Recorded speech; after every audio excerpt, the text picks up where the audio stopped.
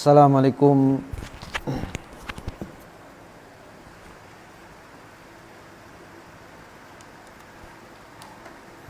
Assalamualaikum warahmatullahi wabarakatuh.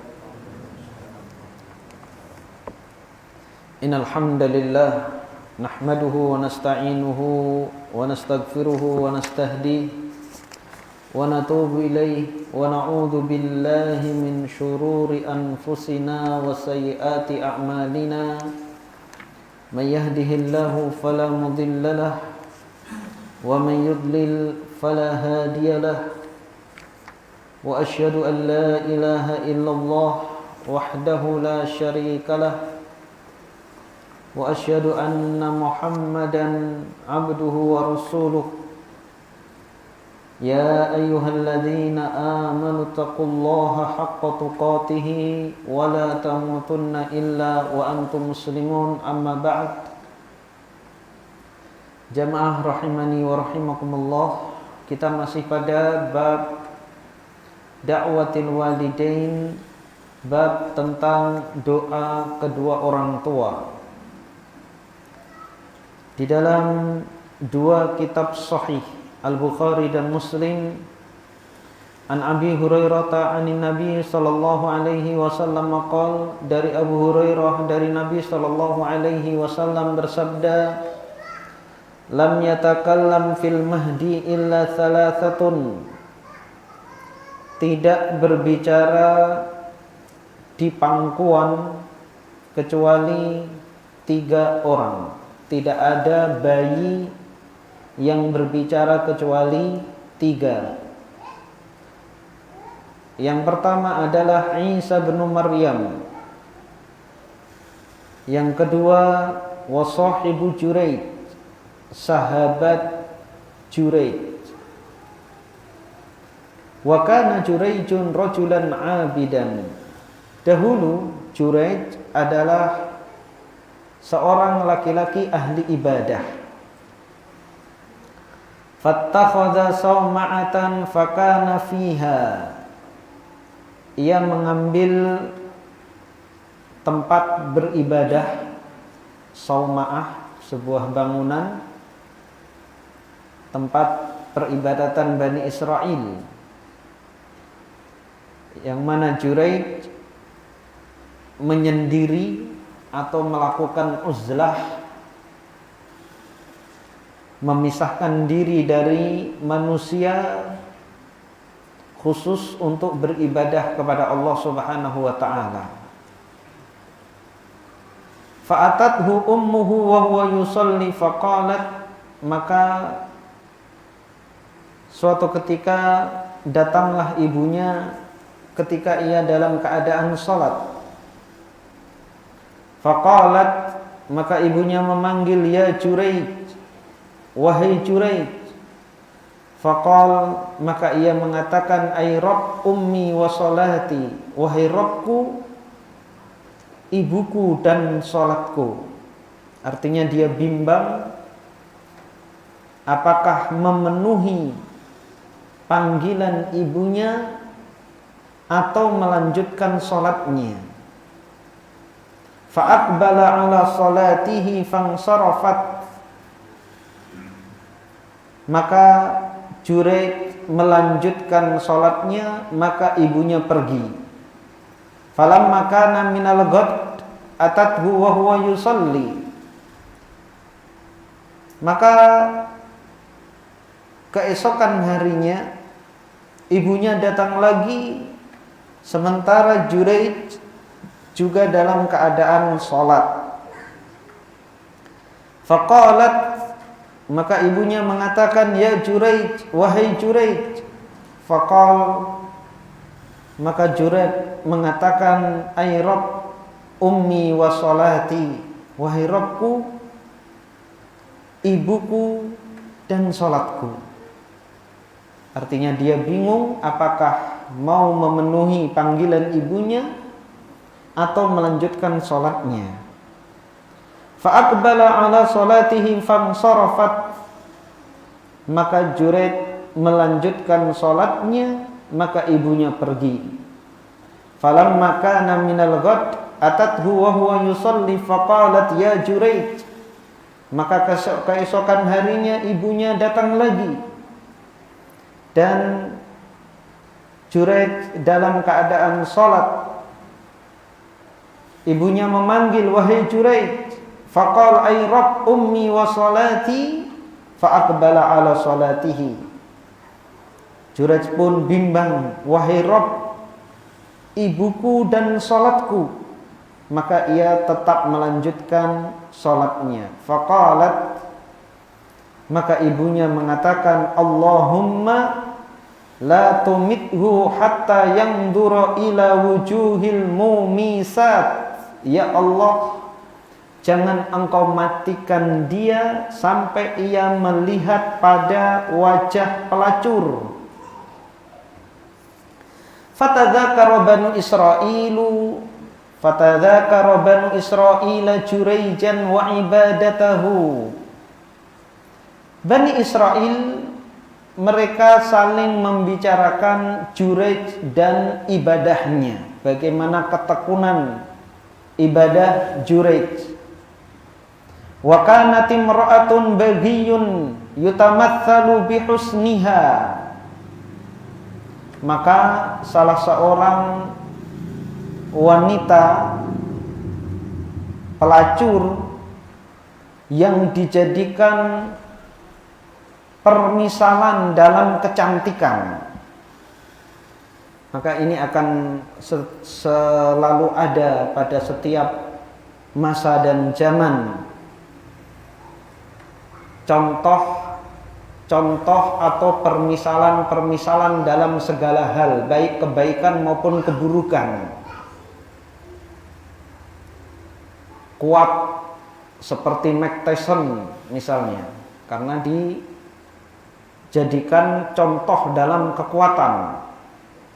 Misalnya, cantik seperti siapa? Mona Lisa di zamannya. Tampan seperti fulan, kaya seperti fulan. Itu akan ada setiap masa dan setiap kaum. Wanita pelacur ini, dia dijadikan permisalan dalam kecantikan. Artinya dia yang paling cantik. Faqalat, ia mengatakan, in syi'tum la'aftinannahu lakum. Jika kalian menghendaki, niscaya aku akan menggodanya untuk kalian. Jadi mereka membicarakan ibadah Juraij bukan kagum, tapi justru ingin menjerumuskan Juraij pada kemaksiatan.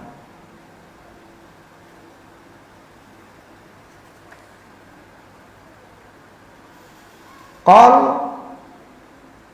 Rasulullah sallallahu alaihi wasallam melanjutkan kisah ini, fata'arradat lahu falam yaltafit ilaiha. Maka wanita itu menggoda Juraij. Juraij tidak menoleh kepadanya. Fa'atat ra'iyan kana ya'wi ila sawma'atih fa'amkanathu min nafsiha. Maka ia mendatangi penggembala yang ia bernaung di bawah Sauma'ah, tempat ibadah Juraij. Jadi penggembala ini biasa mendatangi tempat ibadah Juraij bukan untuk ikut beribadah, tapi hanya sekedar berteduh dari teriknya panas. Dan model seperti ini banyak sampai di zaman kita sekarang. Orang ke masjid bukan untuk ikut salat, tapi untuk sekedar pipis di toilet masjid, habis itu pergi. atau sekedar menghilangkan kelelahan ketika safar. Ketika mendekati waktu sholat justru bersiap-siap untuk segera meninggalkan masjid. Maka wanita ini membiarkan dirinya disetubuhi oleh penggembala tersebut. Fawaqa'a 'alaiha fahamalat, maka penggembala tersebut menyetubuhinya, maka ia pun hamil. Falamma waladat, maka tatkala ia melahirkan, qalat, ia mengatakan, huwa min Jurayj, ini dari Jurayj.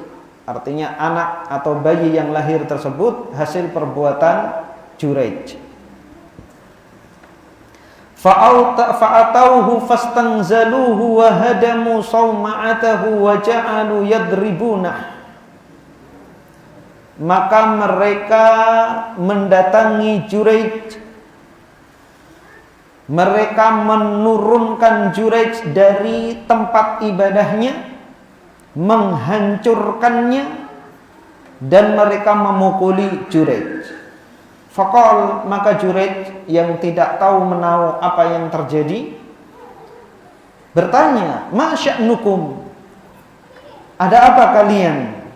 Qalu, mereka mengatakan, zainaita bihadhil baghi fawaladat minka, engkau berzina dengan pelacur ini, maka ia melahirkan bayi dari engkau. Faqal, maka ia mengatakan, aina sobi, mana bayi itu? Faja'u bih, maka mereka mendatangkan bayi tersebut. Faqal, maka Jurayj mengatakan, da'uni hatta usolli, biarkan sampai aku mengerjakan sholat. Fasalla falamman sharaf, maka tatkala ia sholat, kemudian ia sudah selesai sholat, atas sobi fata'ana fi batnihi, maka dia mendatangi bayi tersebut, kemudian menusuk perutnya dengan jari. Waqal ya gulam man abu, kemudian ia mengatakan, wahai anak kecil, siapa bapakmu? Qal, ia mengatakan, fulan ar-ra'i, ayahku adalah fulan, sang penggembala. Qal fa'aqbalu ala Jurayj yuqabbilunahu wa yatamassahuna bih, maka Bani Israel mereka berbondong-bondong menuju Jurayj, menciuminya dan mengusap-ngusapnya. Wa qalu, mereka mengatakan, nabni laka sawma'ataka min dhahab, kami akan bangun sauma'ah engkau, tempat ibadahmu, dari emas. Qal la, Jurayj mengatakan tidak. A'iduha min tinin kama kanat fafa'alu, bangun kembali dari tanah seperti semula. Fafa'alu, maka mereka melakukannya. Banyak sekali pelajaran yang bisa kita petik dari kisah ini. Yang pertama, ini adalah karamah dari Allah Subhanahu wa ta'ala dan juga mukjizat pada Nabi Isa alaihi salam, dan karamah hamba Allah yang saleh. Di dalam kisah ini menunjukkan betapa hak seorang ibu begitu besar. Hak seorang ibu mengalahkan amalan-amalan ibadah sunnah apapun. Kita ketahui ibadah sunnah yang paling afdal adalah sholat. Ibadah sunnah, seseorang jika ingin mengamalkan amalan sunnah, yang paling afdal adalah sholat. sebagaimana amalan yang wajib yang paling afdol adalah sholat, maka ibadah sunnah yang paling afdol adalah sholat sunnah. Meskipun demikian, jika dibanding dengan hak ibu lebih besar daripada sholat sunnah. Maka demikian, ibadah sunnah apapun tidak bisa dibandingkan dengan hak seorang ibu. Puasa sunnah, berzikir, membaca Al-Quran, bersedekah, berpuasa sunnah, menunaikan haji sunnah maupun umroh yang sunnah. Karena haji ada yang wajib, ada yang sunnah. Haji yang pertama itu wajib, adapun setelahnya adalah sunnah. Jika ibu memanggil atau ibu meminta, maka jika dihadapkan antara kemauan ibu dengan amalan-amalan sunnah tersebut, maka kita harus dahulukan kemauan ibu. Kita mau berinfak untuk pesantren 1 juta rupiah, ibu minta, maka dahulukan ibu, berikan kepada ibu. Ibu berkecukupan, iya, meskipun ibu berkecukupan, ibu minta, kasihkan kepada ibu. Kita mau umroh sunnah, mau haji yang sunnah, ibu minta dana tersebut untuk pribadi ibu. Lebih utamakan mana? Ibu. Karena umroh sunnah, haji sunnah, infak sunnah, sedekah sunnah, puasa sunnah, itu kedudukannya di bawah sholat. Jadi kalau sholat saja harus diutamakan ibu daripada sholat, apalagi ibadah-ibadah sunnah yang lainnya. Maka di sini juga kita bisa mengambil pelajaran pentingnya kita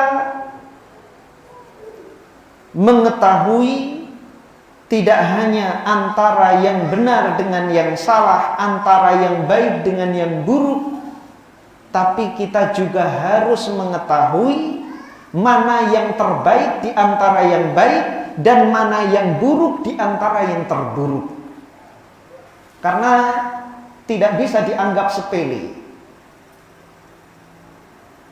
Tidak bisa membedakan antara yang baik dan yang buruk, berbahaya. Orang tidak bisa membedakan antara yang hak dengan yang batil, bahaya. Dia akan terjerumus pada kesalahan dan dosa. Begitu juga orang tidak bisa membedakan antara yang terbaik dari yang baik, di antara yang jelek dari yang jelek. Mana yang terjelek dari yang jelek? Contohnya adalah Jureid. Apakah Jureid tidak mengetahui yang baik dan yang buruk? Tahu. Dia menghindari kemaksiatan, dosa yang dilakukan oleh kaumnya, menyendiri beribadah kepada Allah Subhanahu wa ta'ala. Namun dia tidak mengetahui mana yang terbaik dari yang baik. Maka ketika sholat sunnah, dia dipanggil oleh ibunya Jureid. Dia bingung. Ya Allah, apakah sholatku atau ibuku? Kemudian dia memilih kebaikan, yaitu sholat, namun keliru. Karena hak ibu lebih baik daripada sholat sunnah. Sampai 3 kali, mengakibatkan ibunya tidak sabar, akhirnya mendoakan kejelekan kepada Jureid. Jadi ini pentingnya kita mendalami ilmu, bukan hanya agar kita bisa membedakan antara yang benar dengan yang salah, antara yang baik dengan yang buruk, namun lebih detail dari itu, agar kita bisa membedakan antara yang terbaik dari yang baik, dan bisa membedakan antara yang terburuk dari yang buruk.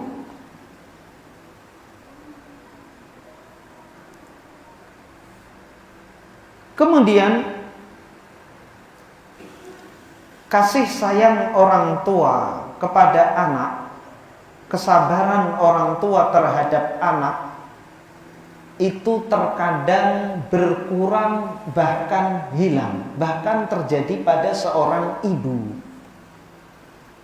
Ibu ini tahu anaknya sedang sholat. Meskipun para ulama pensyarah hadis ini berbeda pendapat apakah ibunya tahu atau tidak tahu. Ada yang mengatakan ibunya tidak tahu kalau Juraid sedang sholat. Ulama yang lain mengatakan tahu, karena memang kebiasaan Juraid tidak ada aktivitas lain kecuali ibadah. Maka ketika dipanggil dan tidak menyahut panggilannya, pasti dia sedang sholat, meskipun ibunya tidak masuk ke tempat ibadah tersebut, meskipun memanggilnya dari luar. Maka kita harus hati-hati, jangan sampai sikap kita, perbuatan kita menyebabkan habis kesabaran kedua orang tua kita. Kita khawatir mereka akan berdoa kepada Allah Subhanahu wa ta'ala yang tidak baik. Itu yang kita khawatirkan. Maka segera cari keridhaan kedua orang tua kita. Jika seandainya sampai terjadi, baik dengan sengaja maupun tidak sengaja, maka segera sebagai kafarahnya, segera buat kedua orang tua kita ridho. Sebagaimana hadis-hadis yang telah lalu berulang-ulang, ketika sahabat datang kepada Nabi SAW menginginkan jihad atau hijrah, sementara kedua orang tuanya menangis, maka Nabi SAW menyuruhnya segera pulang dan memerintahkannya untuk membuat kedua orang tuanya tertawa. Jadi ketika kita membuat sedih kedua orang tua kita, kita tahu orang tua kita bersedih, maka segera minta maaf dan kita lakukan perbuatan yang membuat keduanya ridho.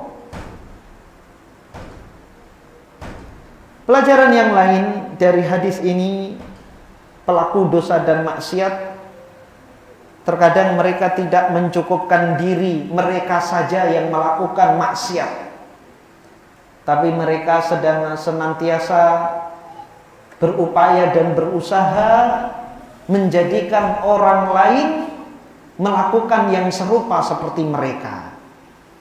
Dan itulah tingkah laku syaitan, baik syaitan dari kalangan jin maupun kalangan manusia, tidak pernah rela melihat orang lain taat beribadah kepada Allah Subhanahu wa ta'ala, dan ini akan senantiasa ada di setiap zaman, masa, dan tempat.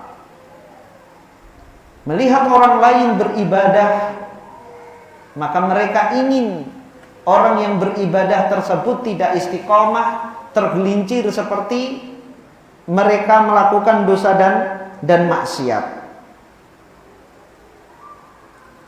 Kemudian pelajaran yang lain adalah betapa cepatnya manusia menilai seseorang dan ketergesa-gesaan mereka dalam menghukumi seseorang tanpa tabayun terlebih dahulu. Mereka lihat, bayangkan seorang ahli ibadah terkenal di kalangan mereka. Semua orang mengenal bahwa Juraij itu ahli ibadah. Begitu ada kabar dari orang yang mereka ketahui bahwa yang menyampaikan kabar ini orang yang hina, orang yang tercela di antara mereka. Seorang wanita pelacur mengkabarkan kepada mereka bayi ini hasil zinaku dengan Jurayj. Langsung mereka bangkit, merobohkan tempat ibadah Jurayj dan memukulinya. Dan mereka tidak berpikir akibat dari apa yang mereka lakukan. Jadi itu akan senantiasa terjadi kapanpun dan dimanapun.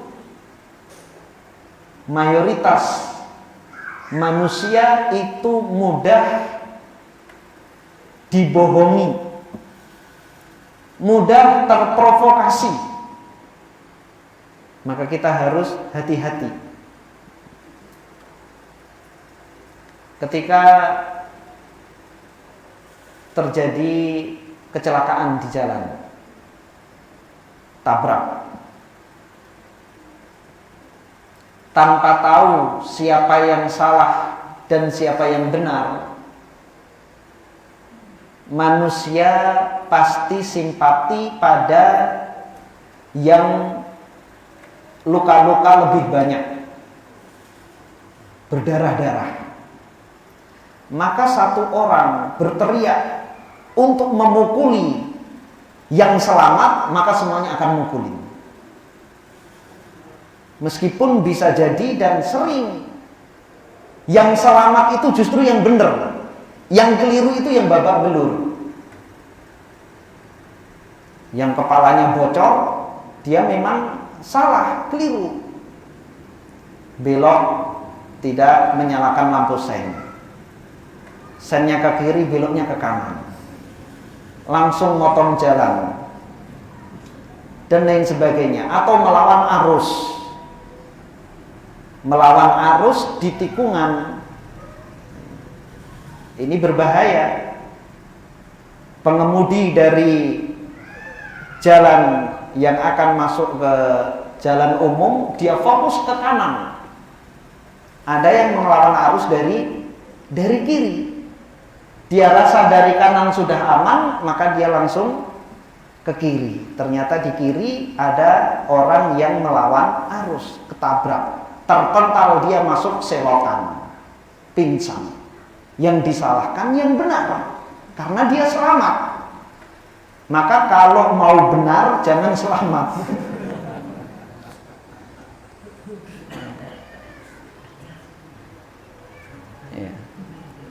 Betapa banyak manusia tidak tabayun, mudah tersulut emosinya.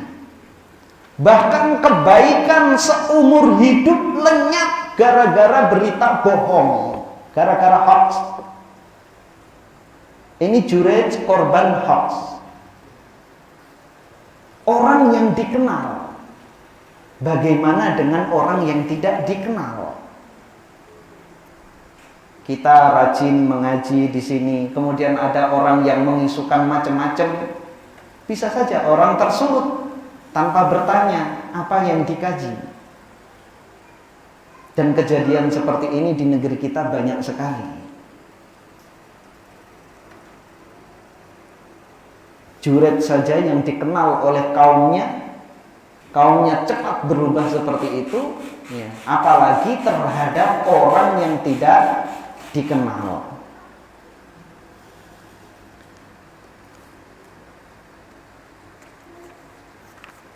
Kemudian rahmat Allah Subhanahu wa taala akan senantiasa membersamai orang-orang yang bertakwa kepada Allah Subhanahu wa taala. Di sini Jurayj memang dia bersalah ketika lebih memilih sholatnya daripada panggilan ibunya. Namun kebaikan selama ini, itulah yang mendatangkan pertolongan dari Allah Subhanahu wa ta'ala.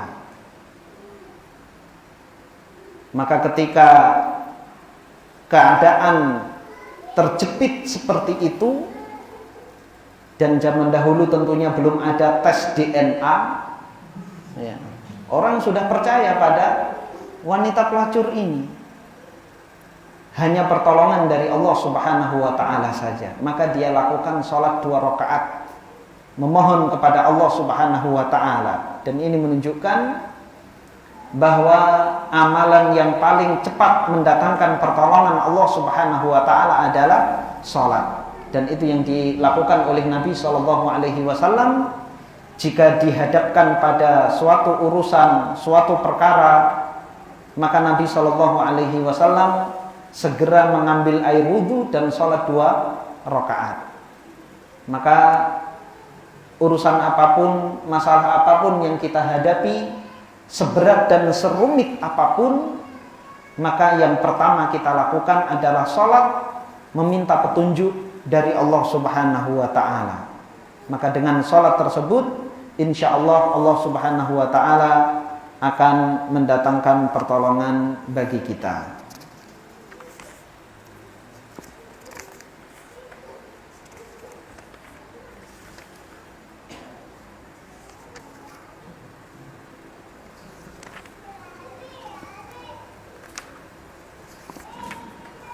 Kita lanjutkan bab berikutnya, bab ke-18.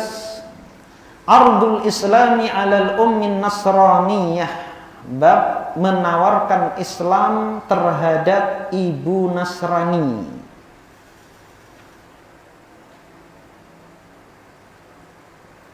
Dan ini tentunya bentuk berbakti yang paling mulia ketika seorang anak berbeda agama dengan kedua orang tuanya. Maka dia berusaha menjadikan kedua orang tuanya mendapatkan hidayah dari Allah Subhanahu wa ta'ala. Karena dengan hidayah dari Allah Subhanahu wa ta'ala, maka keluarga tersebut akan dikumpulkan kembali oleh Allah Subhanahu wa ta'ala kelak di surga. Adapun jika berlainan agama, maka seorang anak hanya bisa berbakti kepada kedua orang tua di dunia. Adapun setelah meninggal, anak tersebut sudah tidak bisa berdoa lagi untuk orang tuanya, dan tentunya mereka akan terpisah di hari kiamat.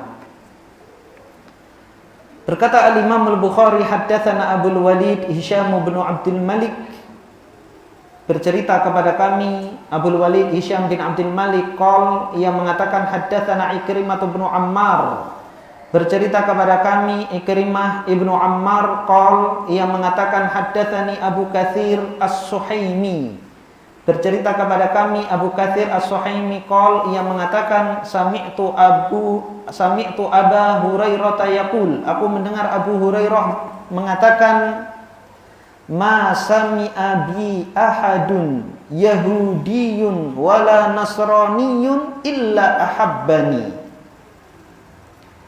Tidaklah mendengar tentangku seorang pun dari kalangan Yahudi maupun Nasrani kecuali ia mencintaiku, menyukaiku. Inna ummi kuntu uriduha 'alal islami fata'ba. Sesungguhnya ibuku dahulu aku menginginkannya untuk masuk Islam, namun ia menolak. Fakultu laha, maka aku mengatakan kepadanya untuk masuk Islam. Fa'abat, maka ibuku menolak. Fa'ataitun Nabiyya sallallahu alaihi wasallam, aku mendatangi Nabi sallallahu alaihi wasallam. Fakultu, maka aku mengatakan, ud'ullaha laha, wahai Rasulullah, berdoalah kepada Allah untuknya, untuk ibuku. Fada'a, maka Rasulullah berdoa.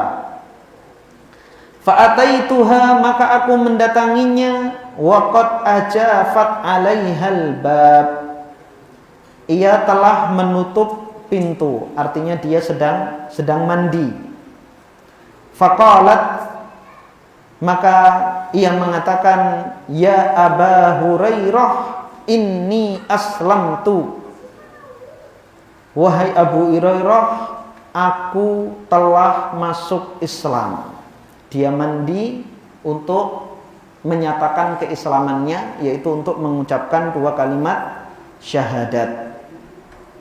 Fa akhbartu Nabiy sallallahu alaihi wasallam, maka aku kabarkan kepada Nabi sallallahu alaihi wasallam. Faqultu, maka aku mengatakan, ud'ullaha li wa li ummi, berdoalah kepada Allah bagiku dan bagi ibuku.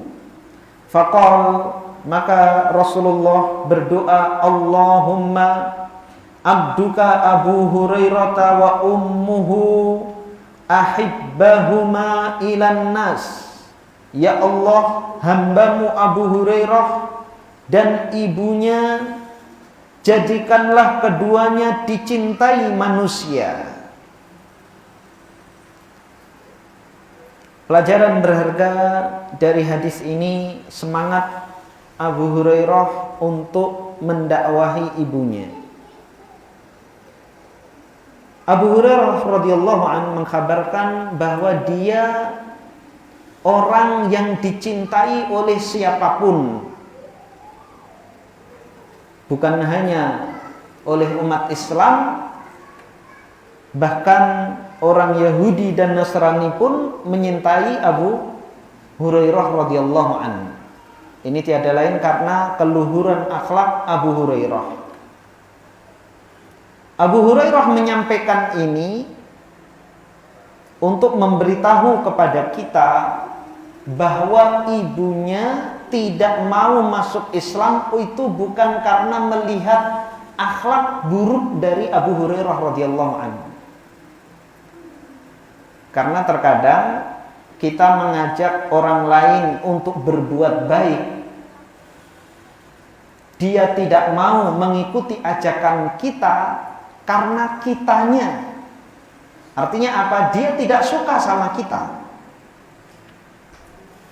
Dan ini tidak terjadi pada Abu Hurairah. Maka dia mengatakan, tidaklah mendengar tentangku seorang pun dari kalangan Yahudi maupun Nasrani kecuali dia mencintaiku. Apalagi ibunya. Kalau orang lain saja suka, apalagi ibunya. Jadi ibunya tetap sayang, ibunya tetap cinta. Namun ketika diajak masuk Islam, ibunya menolak. Padahal Abu Hurairah radhiyallahu an sangat mengharapkan ibunya mau masuk Islam. Maka dia mendatangi Nabi Shallallahu Alaihi Wasallam meminta doa dari Nabi Shallallahu Alaihi Wasallam. Maka Nabi Shallallahu Alaihi Wasallam mendoakan untuk Abu Hurairah, untuk ibu Abu Hurairah agar mendapatkan hidayah. Maka ketika pulang, sebelum Abu Hurairah radhiyallahu anhu berbicara kepada ibunya, sebelum Abu Hurairah mengajak ibunya masuk Islam, sebelum Abu Hurairah kembali menawarkan Islam kepada ibunya, dia mendapatkan ibunya telah bersuci, mandi untuk menyatakan keislamannya. Maka di sini pentingnya doa.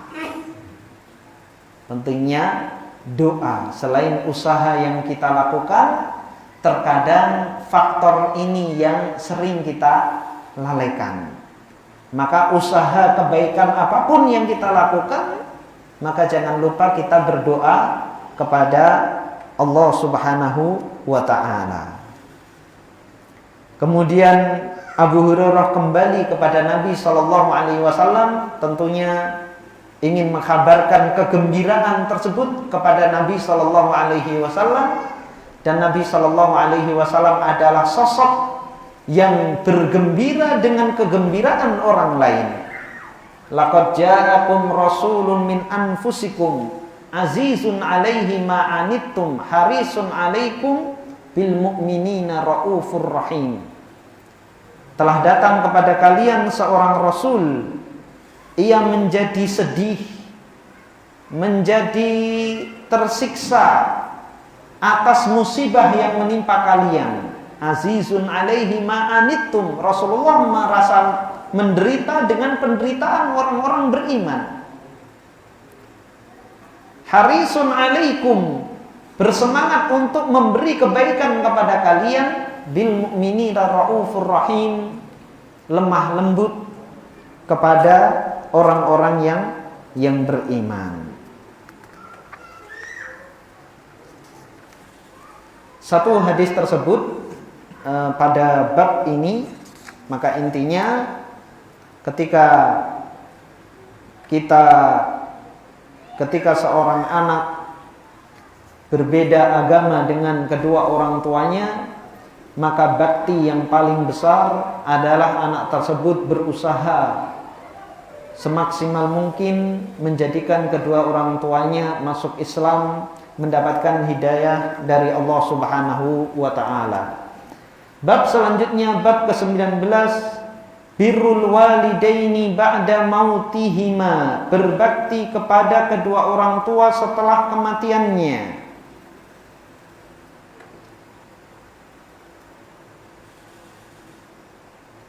Dari Abu Usaid, ia menceritakan sebuah kaum. Ia mengatakan, kunna indan Nabi sallallahu alaihi wasallam. Kami dahulu di sisi Nabi sallallahu alaihi wasallam. Faqala rajulun, maka seorang berkata, ya Rasulullah, hal baqiya min birri abawayya syai'un ba'da mautihima abarruhuma. Wahai Rasulullah, apakah masih tersiksa bakti kepada kedua orang tuaku setelah kematian keduanya, yang aku bisa berbakti kepada keduanya? Qal, Rasulullah menjawab, na'am, iya. Khisalun arba, 4 perkara. Yang pertama, ad-du'a ulahuma, berdoa untuk keduanya. Wal istighfaru lahuma, dan meminta ampun untuk keduanya. Wa infadhu ahdihima, dan menunaikan janji keduanya. Wa ikramu sadiqihima, dan memuliakan sahabat keduanya. Wasilatur rahimil lati la rahima laka illa min kibalihima,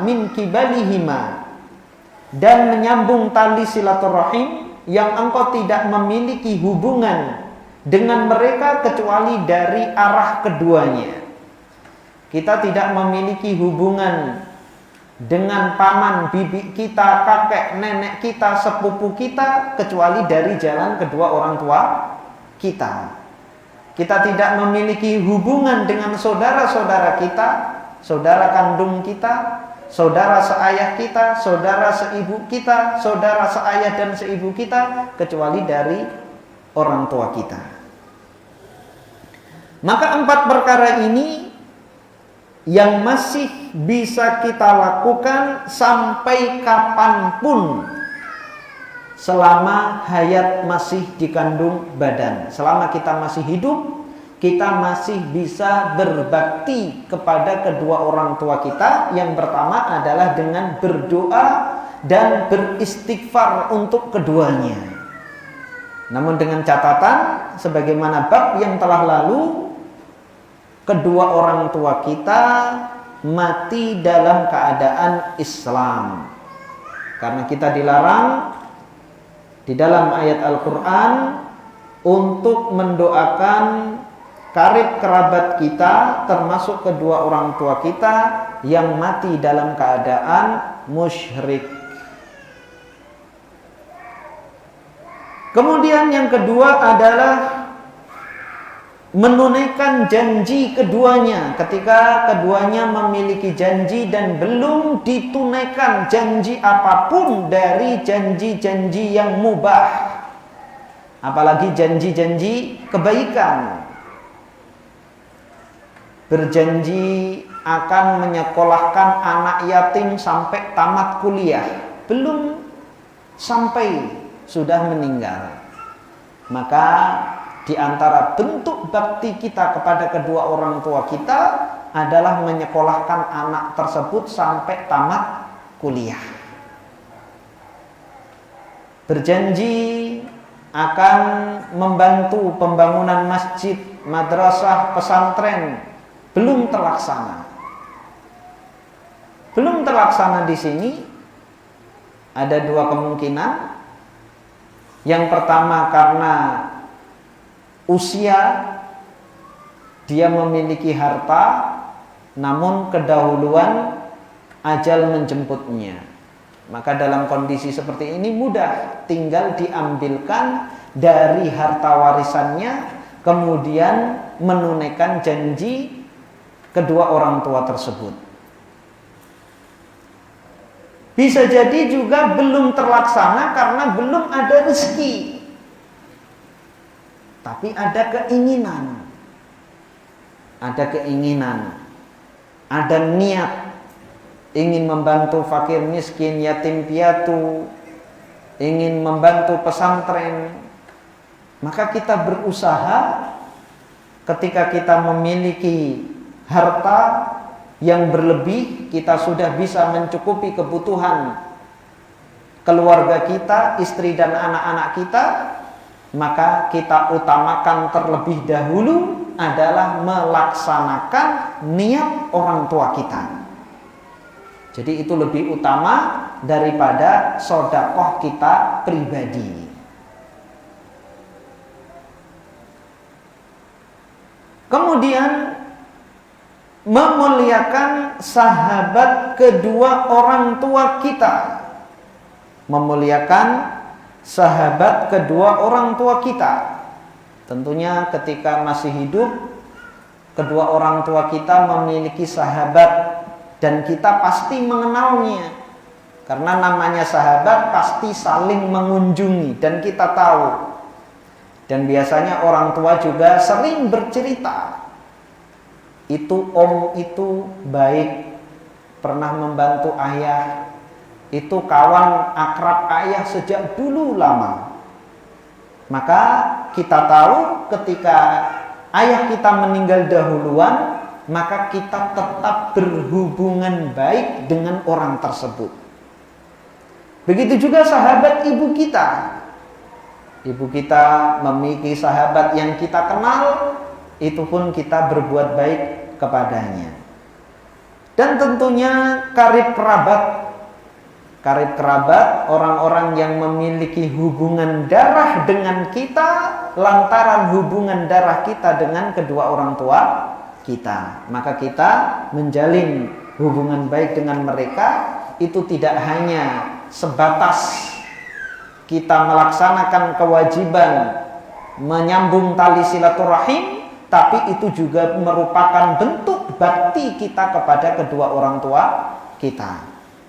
Tentunya orang tua manapun akan bersedih ketika melihat anaknya tidak menjalin silaturahim dengan karib kerabatnya.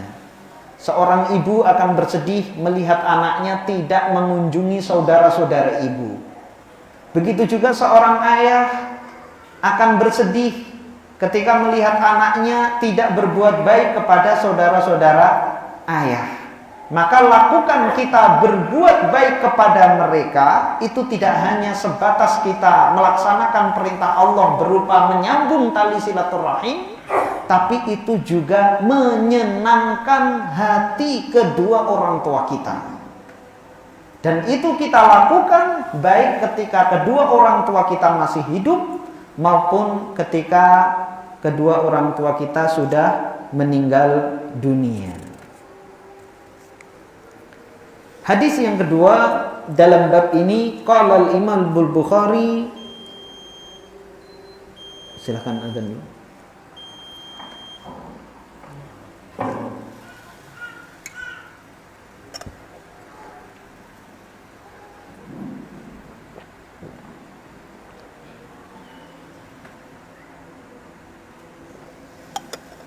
Allahu Akbar.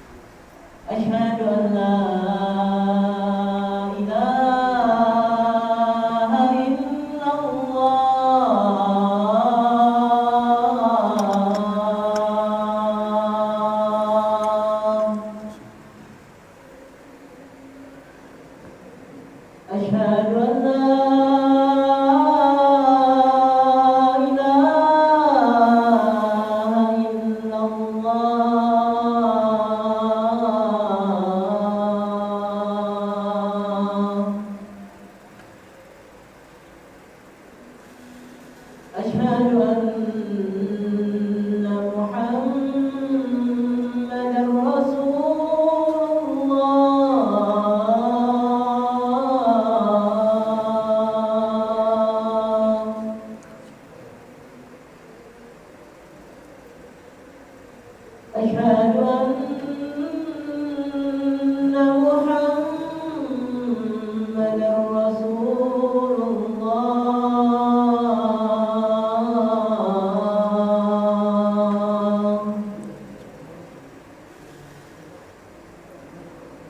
حي على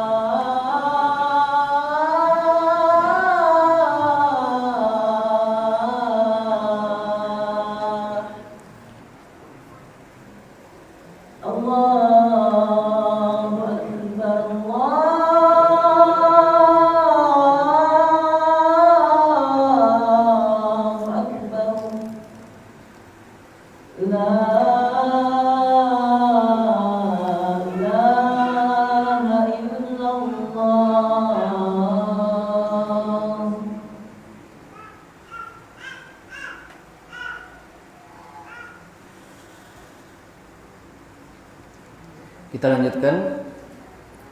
Dari Abu Hurairah radhiyallahu an mengatakan, turfa'u lil mayyiti ba'da mautihi darajatuhu. Seorang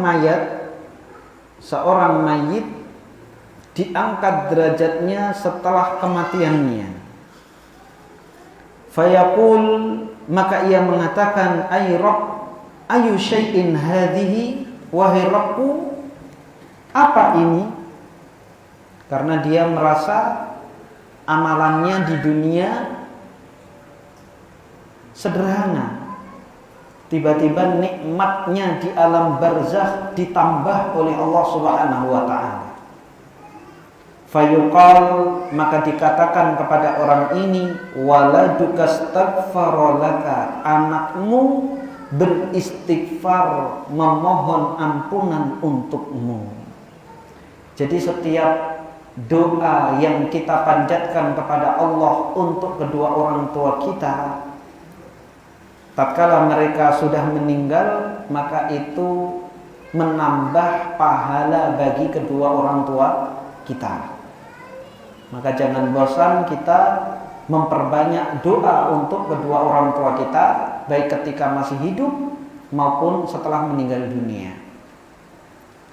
Doa kita untuk kedua orang tua kita ketika masih hidup, maka tentunya akan menggugurkan dosa-dosa keduanya, sehingga akan memudahkan mereka menjalani kehidupan di dunia ini, diberkahi oleh Allah Subhanahu wa taala kehidupannya.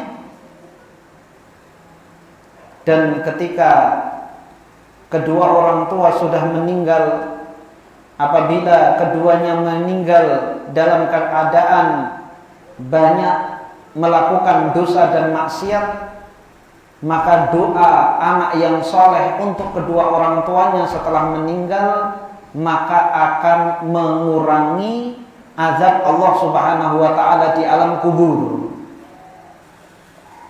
Apabila anak ini terus berdoa, maka akan terus terkurangi azabnya, terus terkurangi, ditambah lagi doanya sampai habis, tidak diazab lagi oleh Allah Subhanahu wa taala. Padahal orang ini ketika masuk pertama kali ke alam kubur, dia mendapatkan siksa kubur. Siksanya terus terkurangi setiap waktu karena doa anaknya yang saleh.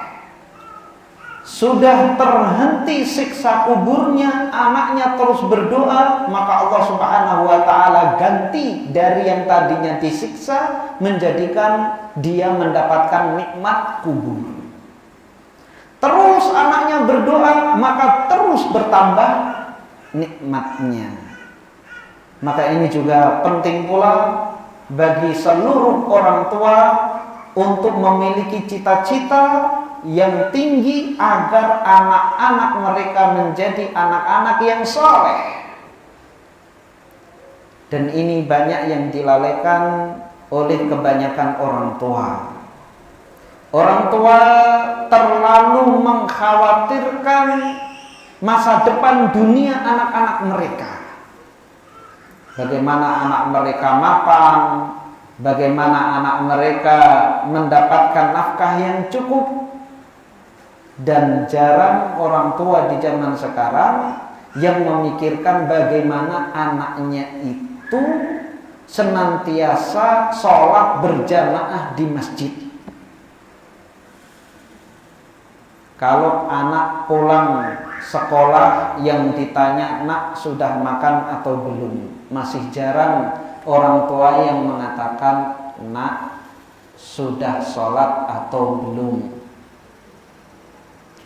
Kalau anaknya bergadang malam, kebanyakan orang tua mengatakan, "Nak, lekas tidur, besok kamu sekolah."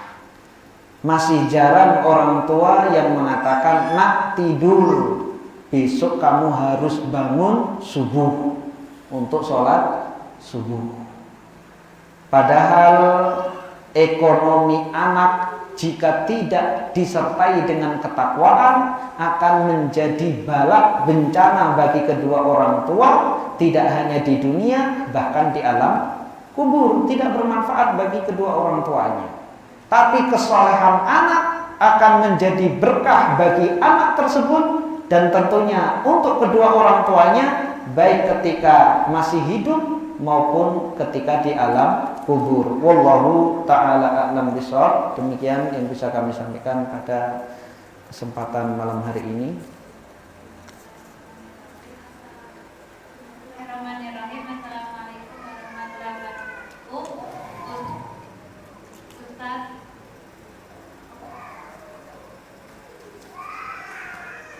Ustaz mau bertanya, Ustaz. Ya. Ustaz, bagaimana menyikapi seorang bapak yang merasa cemburu ketika anak-anaknya lebih dekat kepada ibunya dan merasa anak-anaknya adalah semua itu didikan dari ibunya? Bagaimana sikap kita menyikapi seperti itu? Yang menyikapi siapa? Anak? Seorang ibu menyikapinya. Seorang ibu? Iya. Iya. Ini bapaknya benar-benar cemburu atau perasaan ibu saja? Karena terkadang ibu itu terbawa perasaan. Ya. Ya kalau memang benar-benar merasa cemburu, ya bagus agar ayah juga berusaha untuk dekat dengan anak-anaknya. Rasa cemburu itu perlu dipelihara. Namun kalau kecemburuan itu tidak bisa dikendalikan, ya, kecemburuan yang membabi buta itu yang tidak baik. Tapi kalau kecemburuan antara suami istri, ya ada cemburu, itu harus dipelihara karena kecemburuan antara suami istri itu modal utama kesetiaan. Kalau ada cemburu, maka masing-masing akan membiarkan pasangannya untuk berselingkuh. Jadi kecemburuan selama masih dalam batasan normal maka tidak tercela. Tapi kalau kecemburuan menimbulkan perbuatan-perbuatan yang tercela, itulah yang tercela. Ya, satu pertanyaan lagi saja karena sudah habis waktunya. Ustadz, sejak kajian saya tidak semangat mengejar karir pekerjaan saya. Saya merasa cukup dengan bekerja freelance. Namun orang tua ingin saya ikut CPNS dan saya tidak melakukannya karena saya yakin saya akan susah ikut kajian siang nantinya. Apakah saya durhaka Ustadz? Mohon nasihat untuk saya. Saya anak perempuan terakhir, namun keluarga kami sebenarnya cukup. Jazakallahu khairan. Iya. Karena kalau anak laki-laki ini saya nasihatkan untuk mengikuti kemampuan orang tua. Tapi karena posisinya anak perempuan, pekerjaan apapun baik PNS maupun yang lainnya di situ terjadi ikhtilat dan ada hal-hal yang banyak dikorbankan, ya pekerjaan apapun, maka dalam perkara-perkara yang haram, dalam perkara-perkara yang haram ini tidak ada kompromi, ya. Maka banyak-banyak berdoa kepada Allah Subhanahu wa taala dan berdoa kepada Allah Subhanahu wa taala agar segera dipertemukan jodoh yang berkecukupan sehingga mungkin itu bisa menjadi obat bagi kedua orang tua, ya, meskipun nanti tidak bekerja, tidak mendapatkan nafkah, tapi mendapatkan suami yang tajir melintir. Itu mudah-mudahan bisa menjadi obat, dan di sini insya Allah ada yang tajir melintir. Allahu ta'ala alam bisawab. Kita tutup dengan doa kafaratul majelis. Subhanakallahumma wa bihamdika asyhadu an la ilaha illa anta astaghfiruka wa atubu ilaik. Assalamualaikum warahmatullahi wabarakatuh.